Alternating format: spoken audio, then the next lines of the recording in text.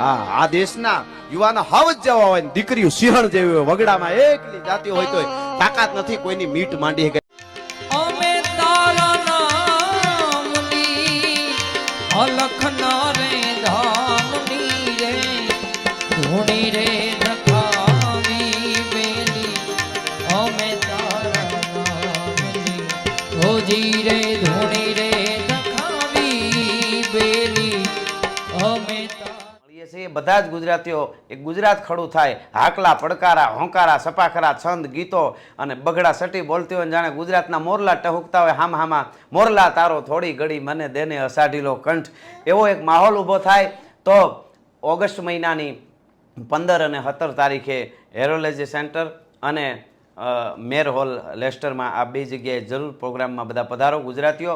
અને રામ રામ સીતારામ બધાયની. રામ રામ સીતારામ. તો અમે આજ રાજભા પાસે પૂગે રાજભાને ઘેર એક સારા સમાચાર એ છે કે રાજભા ઇંગ્લેન્ડ જવાના છે હમણાં આપણા પ્રતાપભાઈ ખૂટી બખલાથી લોટસ પ્રોડક્શન લોટસ ઇવેન્ટ્સ જે પ્રતાપભાઈ એના માલિક છે અને રાજભા પછી બીજા ઘણા બધા કલાકાર છે પણ આજે રાજભા ત્યાં જવાના છે એટલે અમે રાજભા પાસે આવ્યા કે રાજભાઈ એવું તો બીજું તો આગળની ડિટેલમાં બધું કહીએ કેમ કે અમે બોલીએ ને બધું થાય ને એ આ બોલે ને એ આખું એક અલગ જ મજા આવે. નમસ્કાર, જય હિન્દ, જય માતાજી. આપ જાણો છો એમ રામદેવભાઈ ભારતીબેન આમ તો મારા બેન જેવા છે. મારા ઘરે એ આવી ગયા છે, હું એમના ત્યાં જઈ આવ્યો છું. એના રામદેવભાઈના પપ્પા ભોવા હતા, વિરમ બાપા પણ મારા મિત્ર છે હવે. અને મારો ઇંગ્લેન્ડમાં પ્રોગ્રામ છે એ તો છે પણ એને એટલો હરખ હતો કે એ હરખ વ્યક્ત કરવા માટે અહીં આવ્યા છે.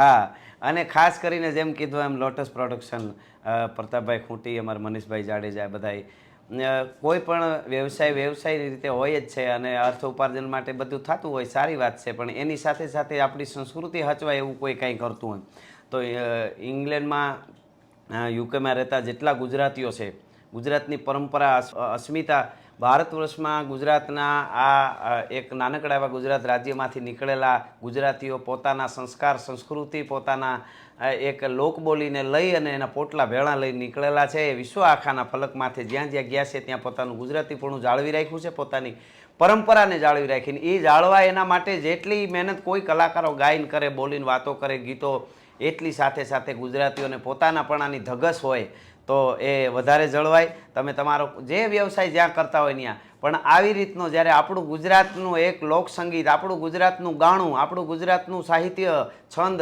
અને આપણું ગુજરાતનું આપણા મલકના માયાળુ માનવીની રૂઢી વાતો, આપણી માટીની વાતો લઈને અમે જ્યારે ઇંગ્લેન્ડમાં આવતા હોઈ ત્યારે લોટસ પ્રોડક્શન જેવા મિત્રો જે છે એ આવા કાર્ય કરતા હોય, આવા પ્રોગ્રામો કરતા હોય તો આમ તો આપણે કમાઈ છે આનંદ કરવા માટે, તો ખાલી આ તો એન્જોય પણ છે, આનંદ પણ છે.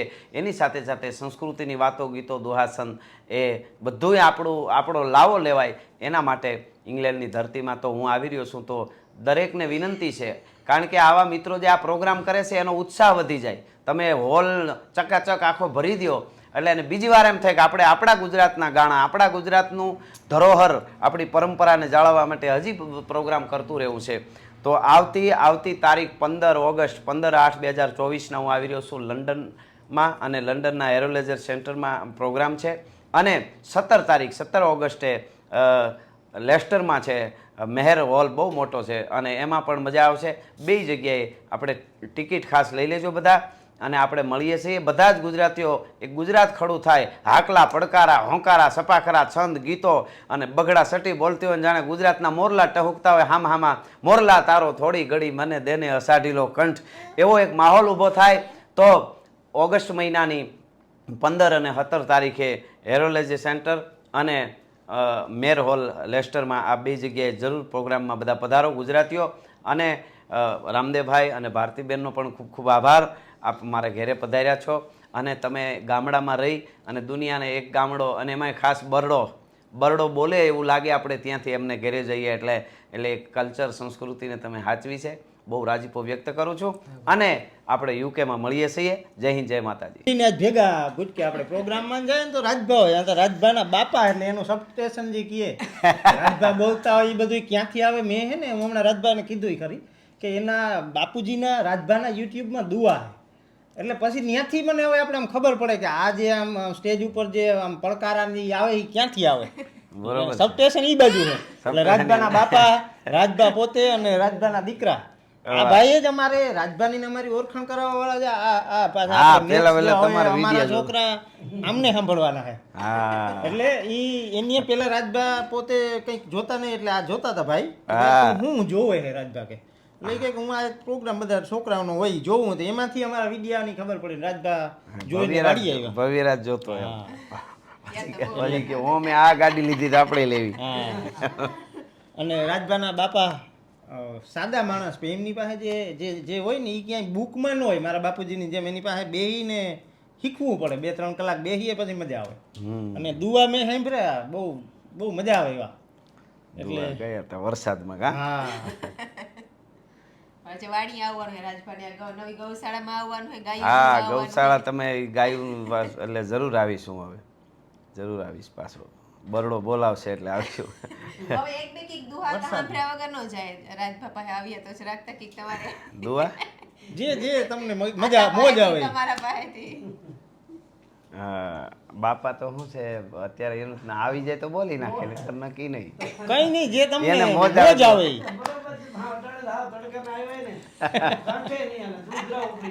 હા બાપા વાડી નહીં લઈ જવા હતા રીતે વાડી ન્યા મજા આવે. ન્યા આવે તો તો થાય. પછી દુઆ નીકળે. તમારે ગાયું બધું જોવું ને એટલે એક વાડીને એટલે એક કડી યાદ આવે. કડીને એક મુખડું ગીતનું છે એ બોલું. કોનું છે બહુ ખ્યાલ નથી મને. હા કે ખેતર ને વાડીયું જંગલ ને જાડીયું એમાં આનંદ હું તો માણું રે ગામડિયા ધણી શેરમાં મારે નથી જાવું. ગામડિયા ધણી શેરમાં મારે નથી જાવું. એ ખેતર ને વાડીયું ખેતર ને વાડીયું જંગલ ને જાડીયું એમાં આનંદ હું તો માણું રે ગામડિયા ધણી શેરમાં મારે નથી જાવું. કારણ ગોરુડી ગાયના મીઠડા દૂધડા રોટલા હારે મારે ખાવું. એ જ ગોરુડી ગાયના મીઠડા દૂધડા રોટલા હારે મારે ખાવું. એ ભેળને પૂર્યું ભેળને પૂર્યું ગંધાતા રગડા ઈ રોગમાં નથી રે ઘેરાવું રે ગામડિયા ધણી શેરમાં મારે નથી જાવું. ગામડિયા ધણી શેરમાં મારે કારણ શેરમાં પાણી મારે નળ ના પીવાને મચ્છરોથી રે મૂંઝાવું. એ શેરમાં પાણી મારે નળ ના પીવાને મચ્છરોથી રે મૂંઝાવું.